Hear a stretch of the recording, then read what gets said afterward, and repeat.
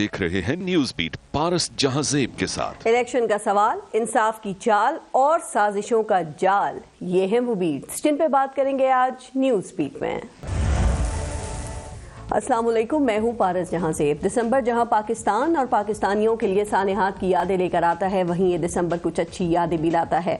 आज 16 दिसंबर है और 16 दिसंबर दो सानेहात याद दिलाता है हमें। 16 दिसंबर सकूत ढाका और मशरकी पाकिस्तान के हमसे अलग होने का दिन है, तो पेशावर में APS पर दहशतगर्दों के वार में हमारे 100 से जायद बच्चों की शहादत का दिन भी है। आज हम इन दोनों सानेहात को याद कर रहे हैं। ये दिसंबर अगर हमारे मसीही भाइयों के लिए क्रिसमस की खुशियां लाता है, तो दिसंबर हमारे बाबा कौम कायदे आज़म की सालगिरह का भी महीना है। कायदे आज़म हमारे वो मोहसिन है जिनके सामने मोहसिन का लफ्ज़ छोटा लगता है, और जिंदा कौमें अपने मोहसिनों को न सिर्फ याद रखती हैं बल्कि उनके कहे पे अमल भी करती हैं, उनको खराज अकीदत पेश करती हैं। लेकिन हमारे निगरान सरकार के सालार जनाब अनवारुल हक काकड़ निगरान होने के बावजूद पॉलिसी इशूज़ पर अपनी राय देते हुए फ़लस्तीन से मुतालिक कायद के मशले राह फरमान को बदलने की बात करके न जाने उन्हें कौन सा खराज अकीदत पेश कर रहे हैं। निगरान वज़ीर आज़म ने कहा कि मसला फ़लस्तीन के हल के लिए कायदे आज़म का फरमान बदलना कोई कुफ्र तो नहीं हो जाएगा। शायद काकड़ साहब का भी कसूर नहीं है कि हम तो अपने कायद को ऐसे ही खराज अकीदत पेश करते आ रहे हैं। हमें पाकिस्तान का तोहफा देने के कुछ ही देर बाद जब हमारे अजीम कायद बीमार हुए, तो उन्हें इलाज के लिए दुनिया के किसी बड़े मुल्क के बड़े हॉस्पिटल भेजने के बजाय हमने उन्हें बलूचिस्तान के दूर दराज इलाकों में भेज दिया। वहां से कराची आते हुए जो उनके एम्बुलेंस के साथ हुआ, जो रिपोर्ट हुआ, उसके बाद भी अगर काकड़ साहब उनका एक फरमान बदलने की बात कर रहे हैं तो वो भी कर सकते हैं। कायदे आज़म ने फरमाया था कि मुझे इसमें कोई शक नहीं कि इत्तेहाद, यकीन, मुहकम और तंजीम ही वो बुनियादी नुकात हैं जो हमें दुनिया की बड़ी ताकत बनाए रखेंगे। हमने इत्तेहाद को तोड़ दिया, यकीन को छोड़ दिया और तंजीम से मुंह मोड़ लिया। तो इसके बाद अगर आज काकड़ साहब कायदे आज़म के फरमान को बदलने को कुफ्र ना होना कह रहे हैं, तो वो भी कह सकते हैं। बाबा कौम ने फरमाया था कि हम सब पाकिस्तानी हैं, हम में से कोई भी सिंधी, बलोची, बंगाली, पठान या पंजाबी नहीं, और यही पहचान हमारी कामयाबी की कुंजी है।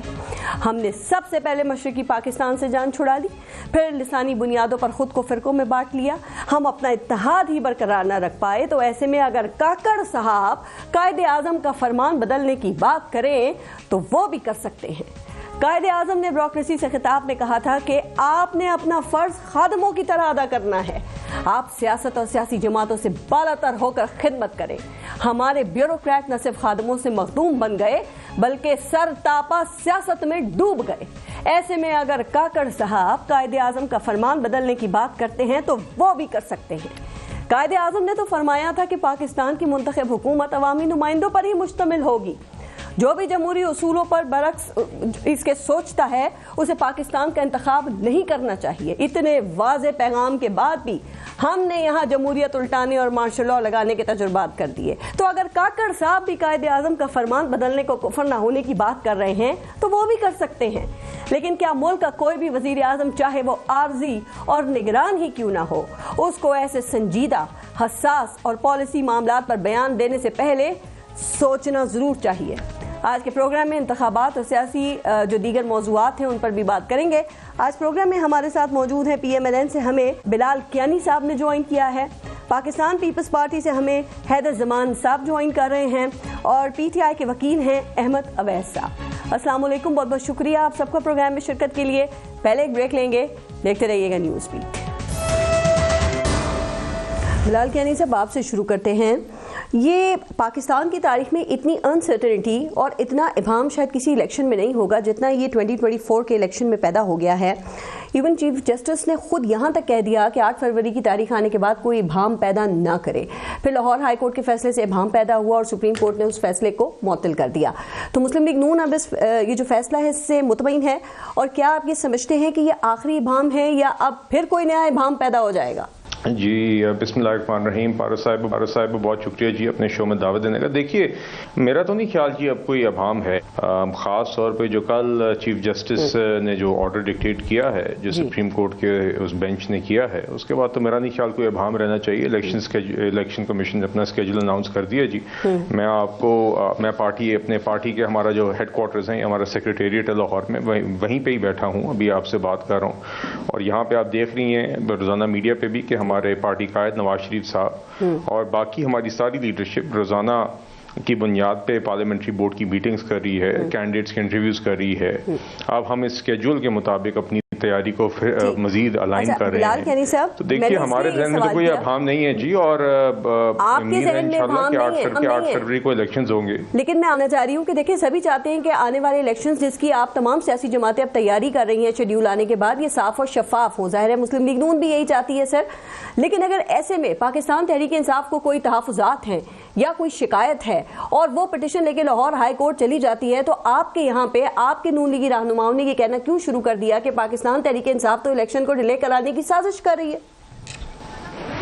जी देखिए पहली बात तो ये वो क्योंकि वो कर रही है जी। देखें बात यह है कि पीटीआई को आदत है गुड टू सी यू वाले कोड की, पीटीआई को आदत है बैसाखियों की, पीटीआई को तो आदत ही नहीं है इस तरह के माहौल की। उन्होंने जब इलेक्शन 2018 के अब वो चाह रहे हैं कि वो रिपीट हो, वो होगा नहीं। दूसरी बात जहां तक मुझे याद पड़ रहा है जी, कल जब सुप्रीम कोर्ट जब वो नशर हो रहा था, जो प्रोसीडिंग्स नशर हो रही थी सुप्रीम कोर्ट की, तो उसमें जब ऑर्डर डिक्टेट हो रहा था तो उसमें इस बात का भी जिक्र हुआ था कि अगर पीटीआई को या किसी भी जमात को किसी स्पेसिफिक रिटर्निंग अफसरान के मुतालिक कोई भी तहफुजात हैं तो उसके इलेक्शंस एक्ट में एक स्पेसिफिक रिकोर्स या एक रेमेडी अवेलेबल है जहां पे वो अपना एतराज़ जमा करा सकते हैं।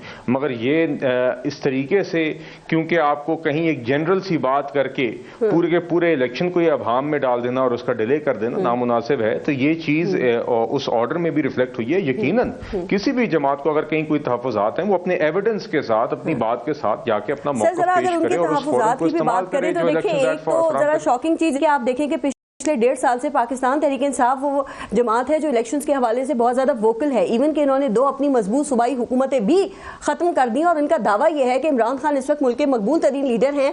तो एक सवाल ये उठता है ना कि फिर क्यों पाकिस्तान तहरीक इंसाफ इस वक्त में ये साजिश करेगी कि इलेक्शन जो है वो डिले हो जाएं या मुलतवी हो जाएं? पाकिस्तान मुस्लिम लीग नून ही सबसे मकबूल जमात है, उनको शायद अपनी एक आवाम के जोर पे अपनी एक हार नजर आ रही है, तो इस तरह की बातें अब शायद वो शुरू कर दें। मुझे नहीं पता, ना ही मेरा काम है कि मैं तर्जमानी करूं और बताऊं आपको कि उनकी लॉजिक क्या औस्तिकता की क्या है।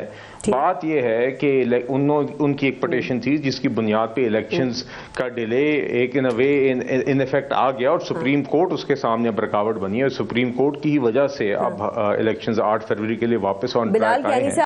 अब आप उनकी तरफ से ना बात करें, ये बताइए कि नून लीग क्या सोचती है कि ब्यूरोक्रेसी या एग्जीक्यूटिव से अगर आरओज या डीआरओज लिए जाते हैं तो इस पे मुस्लिम लीग नून को तो कोई एतराज नहीं है ना, या आप समझते हैं कि इससे असर या कोई फर्क पड़ेगा? चूंकि अब पाकिस्तान तहरीक इंसाफ यहाँ पर ये समझ रही है सर, वो कहते हैं अदलिया के अफसरान की सियासी सोच नहीं होती और ये जो एग्जीक्यूटिव्स हैं ये बाइस्ड हो सकते हैं चूंकि ये हुकूमत के मातहत काम करते हैं।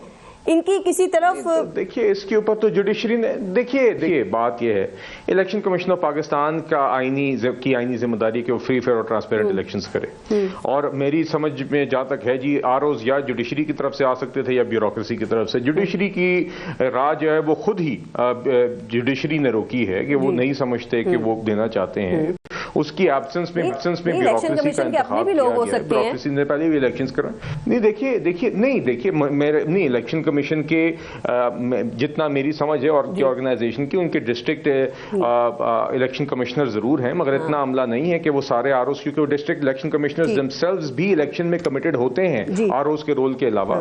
तो देखिए बात यह है, हम इलेक्शन कमीशन पे काम छोड़ दें और यहाँ पे किसी को स्पेसिफिक तहफुजात हैं किसी भी ब्यूरोक्रेट के हवाले से कोई चीज, वो उसकी राइट है कि वो रेज करे। हम भी चाहते हैं एग्जीक्यूटिव्स के ऊपर एतराज है, हम भी चाहते हैं। देखिए अब आप मुझे बताएं, अगर नहीं देखिए ये तो पहले का रोना है ना, ये तो हार से पहले का रोना है। आप कल जुडिशरी कर देंगे, वो उस पर भी कोई ना कोई रोना मार देंगे। ये तो अब इस तरह की रोते बच्चे की हर बात पे अब पार्टी का भी है। ये नहीं हो सकता। इससे जितना ये जोर लगा रहे हैं इधर, इतना ही जोर अब ये अवाम को कायल करने पे लगा लें तो देखिए खैर होगी। और अगर ये इतना ही बिलीव करते हैं तो फिर वो अवाम के जोर से, तो ये देखें 2018 में इनकी सारी आरटीएस डाउन करने के बावजूद, इनकी सारी बैसाखियों के बावजूद, इनकी सारी प्री पोल रिगिंग के बावजूद, हकीकत यह है कि पाकिस्तान मुस्लिम लीग नून पंजाब में मेजॉरिटी जमात थी। हम गवर्नमेंट बना सकते थे, हमें गवर्नमेंट बनाने से रोका गया। तो देखिए अगर आपको इतना यकीन है अपनी मकबूलियत पे तो फिर आप इन चीजों के बजाय, इलेक्शन को मशकूक करने के बजाय इलेक्शन लड़ेंगे, मैदान में आएंगे और जिस तरह हमारी जमात ही है रोजाना कैंडिडेट्स को उसकी बात करते हैं कि जमात को कितनी आजादी है तैयारी करने के लिए, वो उसकी तरफ काम और दूसरे कह रहे हैं हमारे तो हाथ पांव बांध दिए गए हैं। इस पे जरा आगे बात करते हैं। अहमद अवैस साहब, ये सर तमाम सियासी जमातें पाकिस्तान तहरीक-ए-इंसाफ पे इस वक्त सर ये उंगलियां उठा रही हैं कि पीटीआई इलेक्शन मुलतवी कराने के लिए ये पिटिशन जो है वो लाहौर हाई कोर्ट लेकर गई थी। अच्छा, अब ज्यादा शॉकिंग बात ये इसलिए है चूंकि इलेक्शन करवाने के लिए हमने देखा कि सबसे ज्यादा वोकल तो पाकिस्तान तहरीक-ए-इंसाफ ही रही थी। देखिए, ये तासुर और ये इम्प्रेशन देना कि पाकिस्तान तहरीक-ए-इंसाफ जो है वो इलेक्शन को डिले करवाना चाहते थे जी, और डेमोक्रेसी को डिरेल करना चाहते थे, ये बिल्कुल यकसर गलत है। मेरे ख्याल में अगर पाकिस्तान में कोई पार्टी सबसे ज्यादा जोर दे रही थी जी कि वक्त के ऊपर इलेक्शन हो और ट्रांसपेरेंट इलेक्शन हो और कॉन्स्टिट्यूशन के हर प्रोविजन जो है उसको 1-1 उसी तरह से लेटरेंस के साथ उस पर अमल किया जाए, तो ये स्वयं पीटीआई की किसी और का ये इस हद तक नहीं गई है। लिहाजा ये क्वेश्चन या राइज नहीं होता कि वो चाहते हो कि इलेक्शन डिले होगा। इसके बावजूद के लेवल प्लेइंग ग्राउंड उनको नहीं मिल रही है, इसके बावजूद के उनको कॉरम मीटिंग करने की इजाजत नहीं है, इसके बावजूद के वो अपने लेकिन एक बात जरा और क्लियर करें। देखिए, टाइमिंग के हवाले से एतराज उठाया जा रहा है ना, जिस टाइम पे ये पिटिशन लेकर गए हैं। अभी बिलाल कियानी साहब भी बात कर रहे थे जी, पहले एतराज था तो पहले से लेकर जाते ना। जब हाई कोर्ट ने अपने जुडिशियल अफसरान देने से मना किया था, माजरत कर ली थी, उस वक्त चले जाते। 2 माह पहले जब सुप्रीम कोर्ट ने माजरत कर ली थी, आप उस वक्त चले जाते। आप इलेक्शन शेड्यूल आने से 10 दिन पहले चले गए। सर, ये सवाल सुप्रीम कोर्ट ने भी किया कि क्यों? मेरे ख्याल में वो किसी गलतफहमी की बुनियाद से सुप्रीम कोर्ट ने भी ये बात उठाई है। फैक्चुअल पोजीशन ये है कि ये तो यहाँ तो पिटिशन 6 दिसंबर को आई हुई है। ये तो मामला जो है अगर ना था तो वो बेंच इसको 2 दिन के बाद इसका सर, ये इलेक्शन कमीशन ने सुप्रीम कोर्ट में कहा है डिसमिस कर देते। ये तो उन्होंने ये 6 तारीख को आई है, 7 तारीख को पहली हेयरिंग हुई है, फिर 13 के लिए रखी उन्होंने, 1 हफ्ता वेस्ट किया उसका। 1 हफ्ते के बाद फिर 13 को हेयरिंग हुई है, फिर उसमें उन्होंने स्टे ऑर्डर इशू किया है, जबकि उमैर नियाजी की पिटीशन के अंदर कोई प्रेयर नहीं है स्टे के लिए। उन्होंने कहीं स्टे नहीं मांगा हुआ जी। आप देखिए तो सही सूरत हाल क्या है। इसलिए ये उनके मतलब कहना कि वो डिरेल कराना चाहते थे डेमोक्रेसी को या वो डिले करना चाहते थे, ये अक्सर गलत है। आपने स्टे नहीं मांगा, उनकी पिटीशन में नहीं था, लेकिन जो लाहौर हाई कोर्ट ने फैसला दिया था, आपके ख्याल में वो फैसला दुरुस्त था? मैं आपको कह रहा हूँ ना कि कोर्ट ने जो ये वो रेफर कर दिया लार्जर बेंच के लिए और फिर लार्जर बेंच बन गया और स्टे कर दिया, ये सारा गलत हुआ, क्योंकि ये हमने तो मांगा ही नहीं है। पीटीआई ने तो की तरफ से ये जो उमैर नियाजी की दरखास्त में तो ये कहा ही नहीं गया, वहां तो ना स्टे मांगा गया था, वहां तो सिर्फ इतना कहा था कि ये जो है एग्जीक्यूटिव जो है ये इसको इसकी जगह पे जुडिशियल ऑफिसर आए। हम तो कह रहे हैं कि ये हमारे पे ये इल्जाम जो है ये अक्सर नामुनासिब है, राइट, इसलिए दिन गुजर गए थे इस बात को। तो ठीक। अच्छा हैदर जमान, आपने आपकी पाकिस्तान पीपल्स पार्टी ने भी जो लाहौर हाई कोर्ट का फैसला आया सर उस पर अफसोसनाक उसको करार दिया है, तो आप भी क्या इस पीपल्स पार्टी यही समझ रही है कि पाकिस्तान तहरीक इंसाफ पिटिशन लेकर जो गई है वो इलेक्शन मुलतवी करवाने की कोशिश ही थी, चूंकि उमैर नियाजी को ही सिर्फ तौहीन अदालत का नोटिस इशू हुआ है सिर्फ? बिस्मिल्लाहिर्रहमानिर्रहीम। पारस सर बहुत शुक्रिया, मैं कोशिश करूंगा, मुझे थोड़ा टाइम दीजिएगा। मैंने की आवाज एको कर रही है, जरा पीसीआर को ठीक कर ले। मैं करना चाह रहा हूँ कि ये एक अफसाना बन गया है। लाहौर हाई कोर्ट की फैसला है 13 दिसंबर का और कोर्ट का कल का फैसला, इसको जरा एक बैकग्राउंड में देख लें। पिछले साल जब असेंबली तहलील हुई, कौमी assembly vote of no confidence हुआ, उसके बाद एक आपको याद है एक नेशनल असेंबली की भी कुछ 70-75 सीटों का पीटीआई ने इस्तीफा दे दिया और इनके एमएनएज ने तो बाय इलेक्शन कॉल हुआ था, अगर आपको याद हो, फ्रॉम द मेमोरी लेन, और इलेक्शन कमीशन ने शेड्यूल दिया, नॉमिनेशन पेपर्स फाइल हो गए, स्क्रूटनीज हो गई, और उसके बाद यकदम वो शेड्यूल खत्म हो गया और एक स्टे आ गया और कि जी ये जो है इतने बाय इलेक्शंस नहीं हो सकते। उसके बाद 2 सूबाई असेंबलियां तहलील हुई अगर आपको याद हो, और उन 2 सूबाई असेंबलियों में भी शेड्यूल आया और इलेक्शन कमीशन ने आरओज अपॉइंट किए जिस तरह उस कौमी असेंबली के इलेक्शन के शेड्यूल में, और उन आरओज ने और सूबाई असेंबली के आरओज ने वो सारा प्रोसेस किया, और उसके बाद वो सूबाई असेंबली के इलेक्शंस भी नहीं हुए, ना केपीके में हुए ना पंजाब में हुए। ऐसे ही है जी, बिल्कुल। वो भी तो सिविल ब्यूरोक्रेसी से लोग थे, क्योंकि सुप्रीम कोर्ट ने और हाई कोर्ट्स ने, रिस्पेक्टिव हाई कोर्ट्स ने बहुत अरसे से कह दिया हुआ है कि हम अपने जुडिशियल अफसरान को नहीं दे सकते। लाहौर हाई कोर्ट के चीफ जस्टिस ने तो कहा, एक सेकंड जरा देखिए सर, वो लिमिटेड लोग थे जिनकी आप बात कर रहे थे, जनरल इलेक्शंस की बात नहीं थी। अब आपके कल चौधरी मंजूर साहब जो है वो मेरे साथ कल प्रोग्राम में थे सर, वो ये कह रहे थे कि यहाँ पंजाब की सारी ब्यूरोक्रेसी जो है वो नून लीग की बी टीम बनी हुई है। तो ऐसे में क्या आप लोग भी, अगर ऐसा है तो इलेक्शंस को कबूल करेगी पीपल्स पार्टी भी? मैं कहना ये चाह रहा हूँ कि वो 2 सूबा में इलेक्शंस हों या मरकज में इलेक्शंस हों या पूरे पाकिस्तान में हों, यहाँ लिस्ट क्या चैलेंज हुई है, इशू क्या था जो हाई कोर्ट में लेकर गए पीटीआई के हमारे दोस्त कि जी आप सिविल ब्यूरोक्रेसी को ना लगाएं, आप रिटर्निंग अफसरान जो हैं वो मातहत अदलिया से लें, जबकि इनको मालूम है कि उससे पहले ना इन्होंने 2018 के इलेक्शन में इसको चैलेंज किया, ये प्रोविजन तो 2017 के एक्ट में मौजूद है, और ये अदलिया बहुत अरसे से अपने मातहत अदलिया नहीं दे रही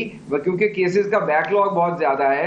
और उसके बाद ये 6 दिसंबर 2023 को इनको ये ख्वाब आया कि हमने सिविल ब्यूरोक्रेसी के अफसरान के ऊपर ऑब्जेक्ट करना है। ऑब्वियसली ये सोच समझ के पिटीशन की गई है, और हाई कोर्ट का जो फैसला है वो बिल्कुल एडमिनिस्ट्रेटिव साइड के ऊपर, उनको मालूम है कि उन्हीं के चीफ जस्टिस ने कहा हुआ है कि हमने अपनी अदलिया फराहम नहीं करनी, तो उन फाजिल जज साहब को जिनको रिप्रिमांड किया, लेकिन 10 अगस्त को लाहौर हाई कोर्ट ने कहा अगर इलेक्शन कमीशन रिक्वेस्ट करता है तो रिकंसिडर किया जा सकता है, लेकिन इलेक्शन कमीशन तो गया ही नहीं ना। इलेक्शन कमीशन कहाँ रिक्वेस्ट करेगा? इलेक्शन कमीशन तो ऑलरेडी उन अफसरान की ट्रेनिंग की तैयारी कर रहा था, already they were on a tight timeline after delimitation, हल्का बंदियों के बाद, आप सुन लेना। तो अब और उसके बाद इन्होंने इलेक्शन कमीशन को क्यों नहीं अप्रोच किया? 55(3) में जिस तरह कियानी साहब ने कहा है, 55(3) में प्रोविजन है अल्टरनेटिव रेमेडी की, और हाई कोर्ट ने अपने ही एडमिनिस्ट्रेटिव साइड का ऑर्डर है जिसपे सुप्रीम कोर्ट की जजमेंट है, जो अदालत के फैसले में भी कोर्ट हुई है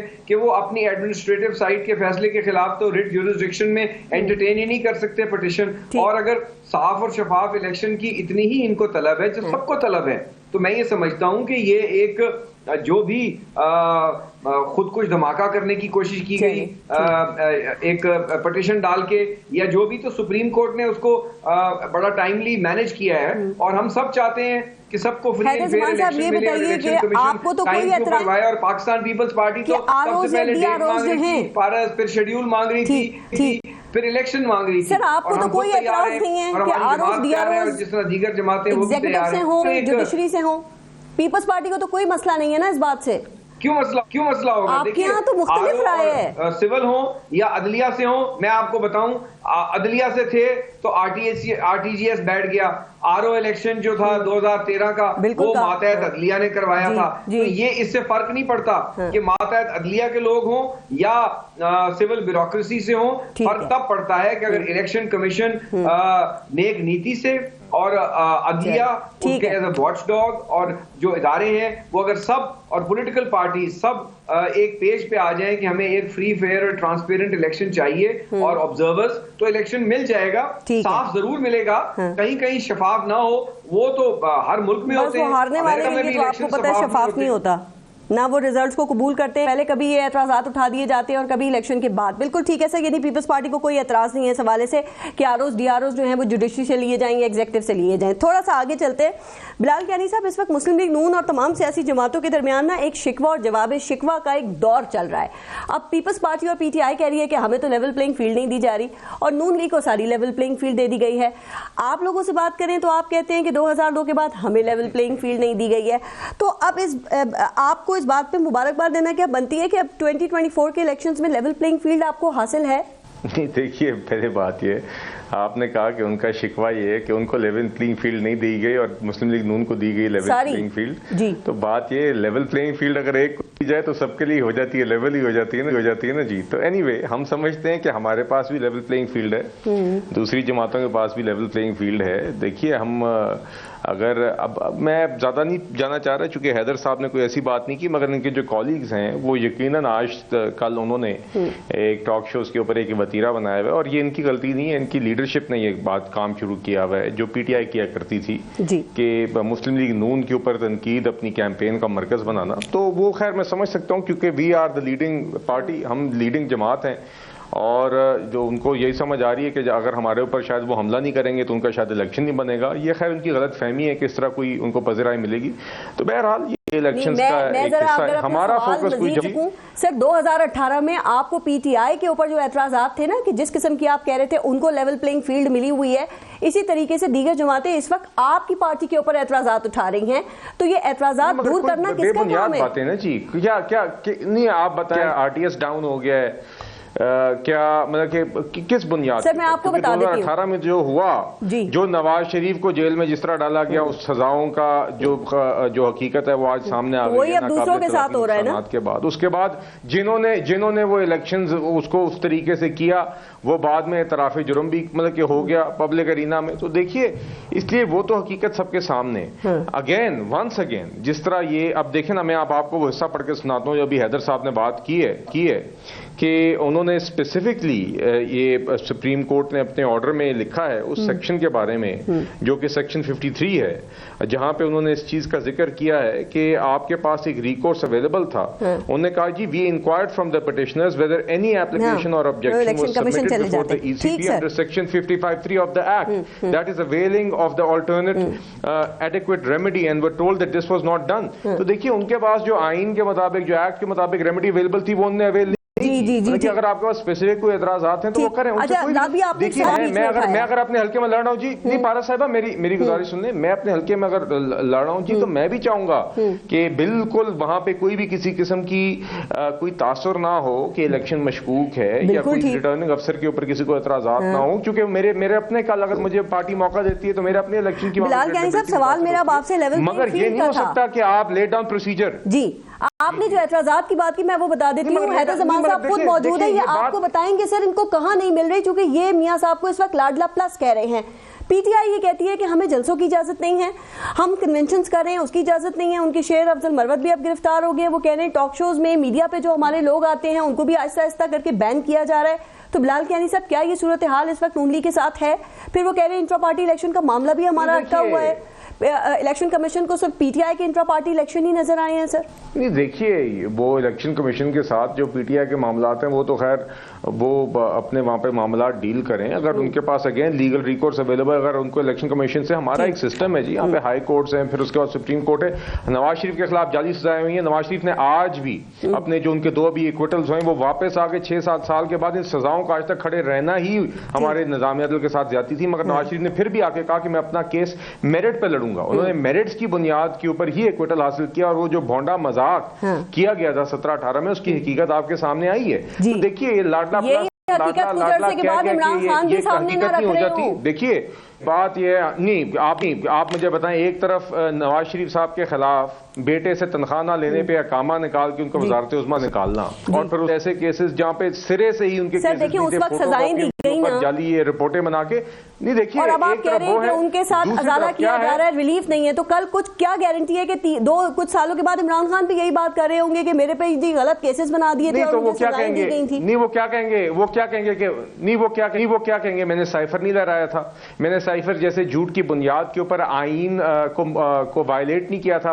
पार्लियामान को या नेशनल रिजॉल्व करके। क्या वो ये कहेंगे उन्होंने तोशा खाना की घड़ियां नहीं बेची थी वक्त से पहले बेच के फिर बाद में तोशा खाना से उन्होंने चोरी नहीं की थी? क्या वो ये कहेंगे कि उन्होंने 190 मिलियन पाउंड के जो आवाम के पैसे थे उसको जाती जुर्माने की अदायगी के लिए उन्होंने काबीना के अंदर लिफाफे बंद करके दिन दहाड़े डाका नहीं मरवाया था? क्या वो ये बातें करेंगे? मैं पूछ लेती हूँ, मुझे बताएं बल्ले का निशान पीटीआई को मिलना चाहिए आपके ख्याल में, और अगर नहीं मिलता तो क्या इलेक्शंस क्रेडिबल कहलाएंगे या होंगे बिलाल कियानी साहब? नहीं देखिए अगेन इलेक्शंस की क्रेडिबिलिटी तो इस चीज से होती है कि कोई आप कहें कि अनकॉन्स्टिट्यूशनल या इलीगल एक्ट नहीं परफॉर्म हुई।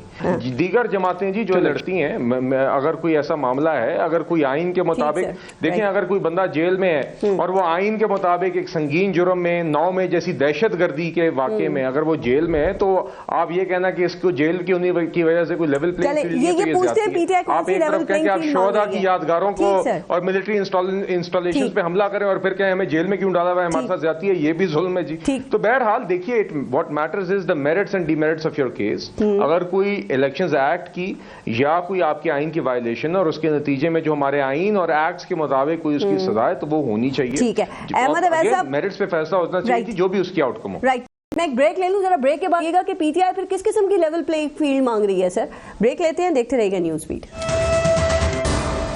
अहमद अवैस साहब जरा बताएंगे कि पाकिस्तान तहरीक इंसाफ को किस किस्म की लेवल प्लेइंग फील्ड चाहिए या आप लोग मांग रहे हैं? चूंकि सर यहाँ पे 2 किस्म के इश्यूज हैं। एक तो 9 मई के मुल्जिमान हैं जिनके ऊपर 9 मई का इल्जाम है और वो कैद हैं, और दूसरे वो हैं जिन पे करप्शन के मुकदमात हैं।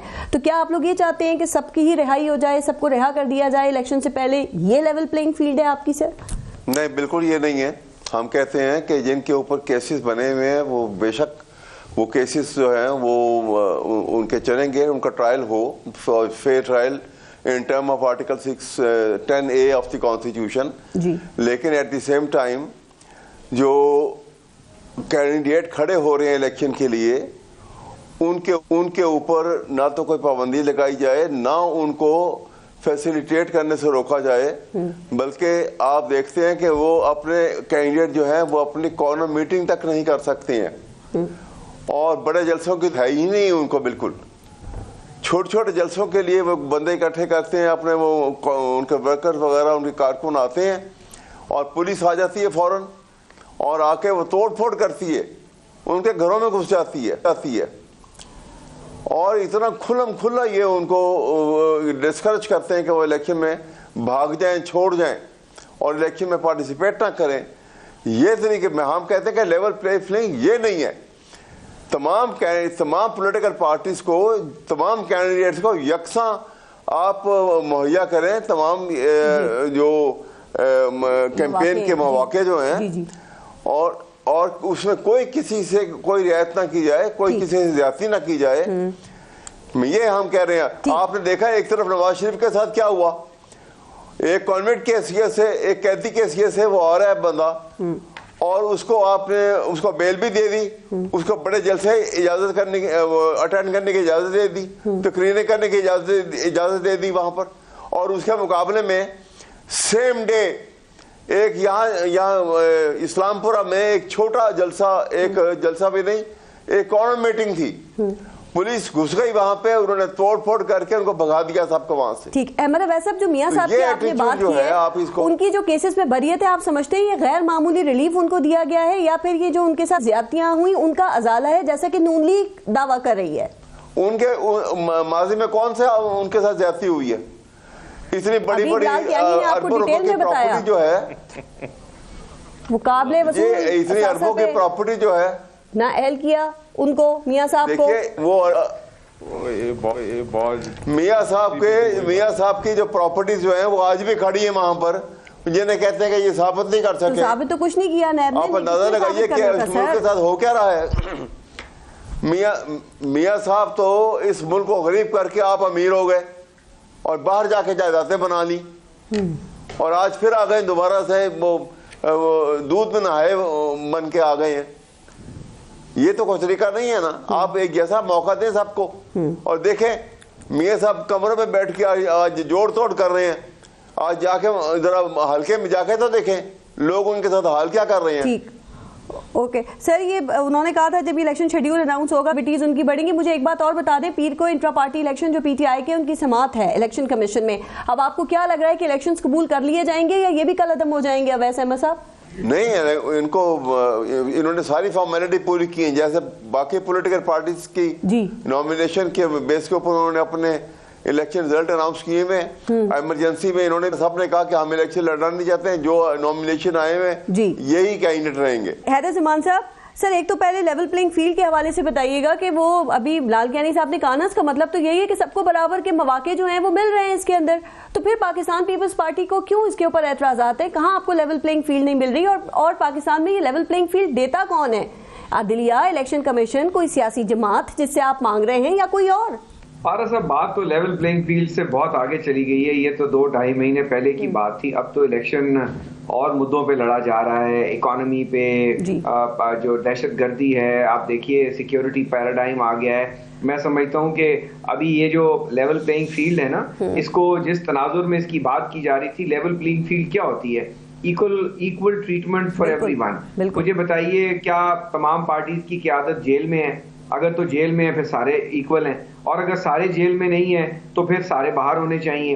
अब जहां तक अहमद अवैस साहब ने बात की, वो बिल्कुल दुरुस्त फरमा रहे हैं, लेकिन हमें तो ये बताया गया था और हम सुन के 4-5 साल में कि हमारी कौम जाग गई है, हमारी कौम बेदार हो गई है, हमारी कौम बहादुर और गयूर है, घर घर तक इनके कायद का पैगाम भी शायद पहुंच गया था।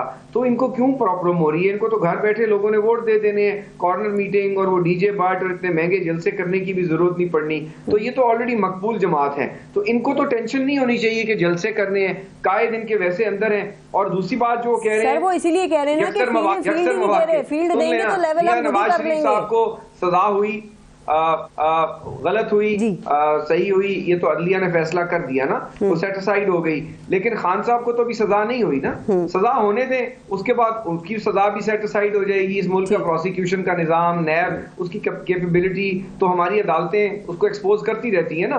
तो let him also go through the due process of law. और ये बड़ी वाइब्रेंट जमात है, बाकी जमातें भी हैं, हम सब इलेक्शन लड़ेंगे। अब 2-2.5 हफ्ते 3 हफ्ते में इलेक्शन हो जाना है, तो ये कोई पटिशन कर रहा है, कोई रो रहा है। पाकिस्तान पीपल्स पार्टी वाहिद जमात है जो जलसे भी कर रही है, वर्कर्स रो तो आप भी रहे हैं ऐसे ना के। हाँ, इतराज हम जरूर करते हैं, हम पॉइंट आउट करते हैं, और उसको कई लोग दिल पे ले लेते हैं। कई लोग कहते हैं कि हमारे पे बेजा तनकीद हो रही है ताकि इनको वोट मिले। हमने ही वोट लिए और आप तक 40 साल से हम ही आपसे लड़ रहे थे। पीटीआई तो तभी तिफले मकतब थी। फिर आपने एक निशान की बात की। पारस बीबी, बल्ले का निशान हो या दही भल्ले का निशान हो, उससे क्या फर्क पड़ता है? इलेक्शन साफ और शफाफ होना चाहिए और इनके कैंडिडेट्स को मौका मिलना चाहिए अगर कोई लड़ना चाहे। अभी तक तो इनके कैंडिडेट्स टीवी स्क्रीन पर नहीं आना चाह रहे। इलेक्शन आरओ के सामने कहां से आएंगे? जरूर आए, हम तो वेट करेंगे वो आए।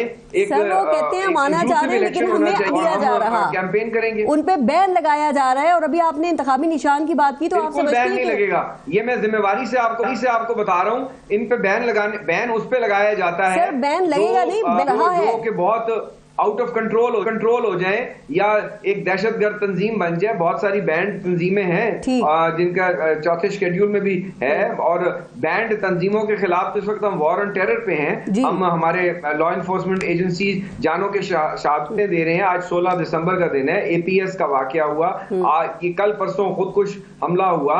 अफगानिस्तान से जो है दहशतगर्द पाकिस्तान में इन्फिल्ट्रेट कर रहे हैं। हमें एक रिस्पॉन्सिबल, एक यूनिफाइड नेशन के तौर पे आगे आना चाहिए। ये छोटी कि हमें सोने नहीं दे रहे, हमें उठने नहीं दे रहे, बैठने नहीं दे रहे, ये उस वक्त की बातें थी और इलेक्शन कमीशन को प्रेशराइज किया है। आप मुझे बताएं कि कौन सी जमात थी जो पीटीआई तो सो रही थी या बात ही नहीं कर रही थी। हम कह रहे थे कि इलेक्शन की डेट दो, एक आखिरी सवाल सुनिएगा। आपका मौक़िफ़ इसलिए बहुत अहम है क्योंकि सर हमने देखा कि माजी में पाकिस्तान पीपल्स पार्टी को don't give any other party the edge और डोंट गिव। अच्छा मेरा सवाल सुनिएगा हैदर ज़मान साहब, जरा आखिरी ट्रीटमेंट इस पे आपका मौक़िफ़ इसलिए मैं लेना चाह रही थी। जरूरी पीपल्स पार्टी ने माजी में आपको तलवार के निशान से महरूम किया गया, आपने तीर के निशान पे इलेक्शन लड़ा, फिर पार्लियामेंटेरियंस बन गई तो आपको जो है वो पैट्रियट बन गई थी तो पार्लियामेंटेरियंस आपको बनानी पड़ी। सर तो इसका मतलब तो ये है ना कि माजी में भी सियासी जमातों के साथ विच हंटिंग तो होती रही है और आप वाकई समझते हैं कि बल्ले के निशान से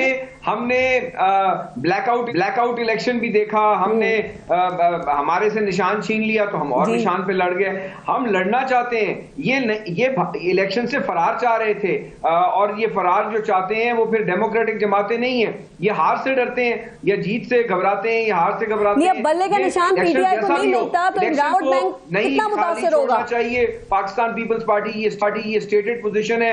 इलेक्शन साफ हो, शफाफ हो, सोने पे सुहागा, इलेक्शन में प्रॉब्लम्स हो, इलेक्शन में आप देखिए हमने अपनी कायद शहीद करा दी, उसके बावजूद हमने इलेक्शन को तरजीह दी, डेमोक्रेटिक प्रोसेस को तरजीह दी। हम चाहते हैं कि तमाम जमातों को एक अच्छी होमोजीनियस एनवायरनमेंट मिले, लेवल प्लेइंग फील्ड। तो एक बात थी ना कि एक को आप हेली पर ले आए और उसके घर जाके वो उनको कागज साइन करवा दिए जाएं, तो ये प्रोसेस हर अदवार में बहुत सारी जमातों के साथ होता रहा है। हम चाह रहे हैं कि अब क्योंकि एक नई शुरुआत है, एक नई साफ शफाफ इलेक्शन की बुनियाद डालें ताकि लोग भी उस पर एतमाद करें, इकोनॉमी के लिए भी बेहतर हो, हमारी मुल्क की इकोनॉमिक स्टेबिलिटी के लिए भी हो, सिक्योरिटी स्टेबिलिटी के लिए भी हो। और इलेक्शंस हो रहे हैं, अब क्या घबराना, अब तो घोड़े दौड़ाने का वक्त है। ये बातें जो है अब लेवल प्लेइंग फील्ड है या नहीं, घोड़े जो हमारे आप अपनी जबात को भी समझाओ ना, बंद करें और घोड़े दौड़ाने का वक्त है, घोड़े दौड़ाएं, अब ना लेवल प्लेइंग फील्ड की बात करें। सवाल इसलिए किया चूंकि पीपल्स पार्टी इस पे बहुत बात कर रही है। बिलाल कियानी साहब, आखिरी सवाल सर, मुझे बताएं मियां साहब, हर किस्म के मुकदमात और सजाएं उन पे अब खत्म हो चुकी हैं, तो आप समझते हैं कि उनको इंसाफ मिल चुका है, या जब तक वो चौथी मरतबा वजीर आजम पाकिस्तान के नहीं बनेंगे इंसाफ मुकम्मल नहीं होगा? जी देखिए, नवाज शरीफ साहब ने जो 2 दिन कबल एक खिताब किया है कौम से, उसमें उन्होंने यही कहा कि 8 फरवरी को सबसे बड़ी JIT लगेगी, सबसे बड़ी अदालत लगेगी जो अवाम की अदालत होती है, जो अवाम की JIT होती है। और हम पूरी उम्मीद है, हम रोज़ाना यहाँ पे जो तैयारियां देख रहे हैं, हम अपने हलकों में जो हालात देख रहे हैं, हम ये देख रहे हैं कि इंशाल्लाह पाकिस्तान मुस्लिम लीग नून हुकूमत बनाएगी, के जोर पे बनाएगी, और इंशाल्लाह नवाज शरीफ साहब चौथी दफा वज़ीर आज़म बनेंगे। क्योंकि अगर मैं आपसे बड़ी मुख्तसरन अपने हल्के की बात कर लूँ तो जेलम से मेरा ताल्लुक है। जेलम के लोग ये जानते हैं कि अगर जेलम में 4 साल की PTI की तबाही के बाद किसी ने जेलम के इंफ्रास्ट्रक्चर को ठीक करना है, सड़कों को, सीवरेज को ठीक करना है, तो वो नवाज शरीफ है। अगर जेलम में कोई कारखाने ला सकता है जिससे रोजगार आएगी, वो नवाज शरीफ है। अगर आज दीना को अस्पताल मिल सकते हैं तो वो नवाज शरीफ ही ला सकता है। अगर हमारे स्कूल्स की अपग्रेडेशन है तो वो नवाज शरीफ साहब ही कर सकते हैं। अगर हमारे गैस की जेलम, दीना और सावा की जो किल्लत है वो नवाज शरीफ ने ही पहले भी एनर्जी क्राइसिस किया था, वो ठीक कर सकते हैं। और अगर आज जेलम जो कुछ नहीं ऐसा कर सकते हैं, चौथी बार बनने के बाद कैसे क्या करेंगे या क्या तीर मार लेंगे? कि बाकी तो मैं अगर आपको यही कहूंगा कि 3 दहाइयों में अगर पिछली 3 दहाइयों में नवाज शरीफ के अदवार निकाल दें तो सिर्फ खंडरात हैं। अगर इस मुल्क में कभी भी इकोनॉमिक ग्रोथ हुई है, कभी रोजगार आई है, कभी इस मुल्क में इंफ्रास्ट्रक्चर आया है, कभी इस मुल्क में अगर बिजली बनी है, तो वो नवाज शरीफ के ही अदवार में हुई है। 90 की दिहाई देख लें, 13 से 18 का दौर देख लें, उसके अलावा बाकी अदवार निकाल लें। इंशाल्लाह आगे इन्हीं टॉपिक्स के ऊपर जरा डिबेट होती रहेगी और तफसील से जरा इन पे बात करेंगे कि क्या क्या काम किए गए, कारकर्दगी कैसी रही, जिस पे आप एक्सपेक्ट करते हैं कि अवाम आपको वोट देगी, और उसमें वो 16 माह की कारकर्दगी भी काउंट होगी। बिलाल कियानी साहब, अहमद अवैस साहब और हैदर ज़मान साहब, बहुत बहुत शुक्रिया आप सबका प्रोग्राम में शिरकत करने के लिए। अपना और अपने मुल्क का ख्याल रखिए। पारस जहां से को इजाजत दीजिए। अल्लाह निगहबान।